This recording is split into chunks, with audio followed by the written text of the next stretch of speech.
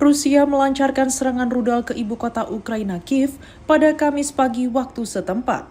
Hanya beberapa jam sebelum Perdana Menteri Inggris Keir Starmer dijadwalkan bertemu Presiden Volodymyr Zelensky.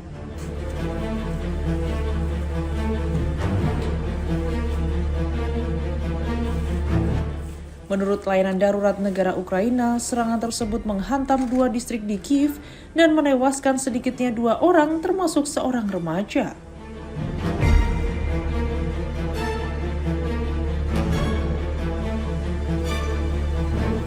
Ledakan juga memicu kebakaran di sebuah gudang serta sejumlah kendaraan di sekitar lokasi terdampak.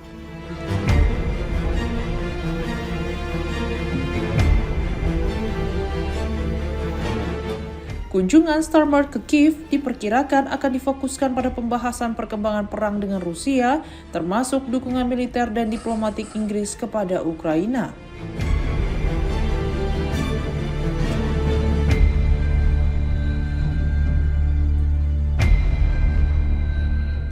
Dalam pernyataannya, Starmer menegaskan komitmen Inggris untuk terus mendukung Kiev. Seraya menyebut konflik tersebut juga berdampak pada masyarakat Inggris melalui kenaikan harga energi dan biaya hidup.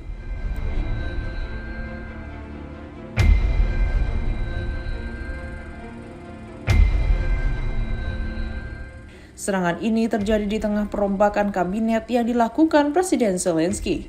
Ia baru saja mengganti Menteri Pertahanan Mikhailo Fedorov beberapa hari setelah memberhentikan Perdana Menteri Yulia Sviridenko yang menjabat selama sekitar 1 tahun.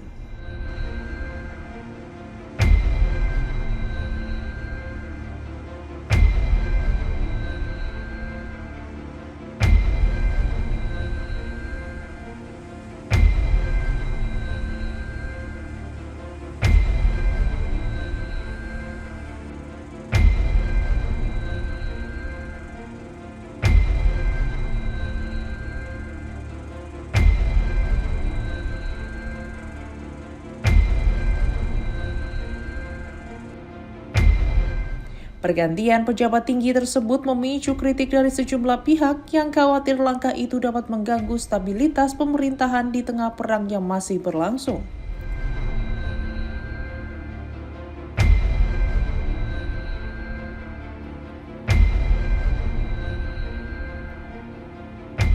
Selama menjabat, Fedorov dikenal memimpin modernisasi kemampuan pertahanan Ukraina, terutama dalam pengembangan teknologi militer, sistem drone, dan pertahanan udara.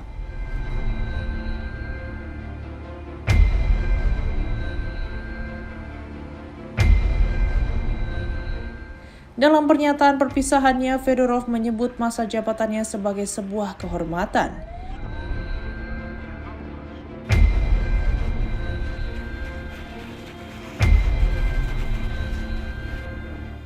Ia menyoroti keberhasilan Ukraina meningkatkan kemampuan mencegah drone dan rudal jelajah Rusia.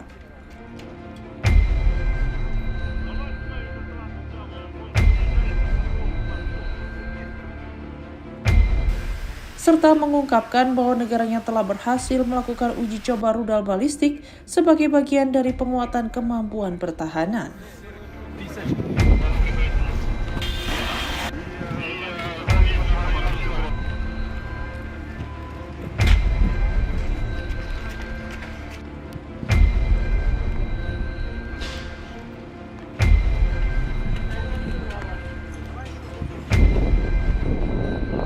What President Trump said at the end of the meeting was really instructive because all the leaders spoke in the meeting, and at the end President Trump summed up and said that he was very pleased to welcome the spirit of the meeting and the unity of the meeting, and therefore in terms of what's the outcome here and answering that question, is NATO stronger, more united coming out of this summit, then the answer is yes to that, and that really was all of our main purpose.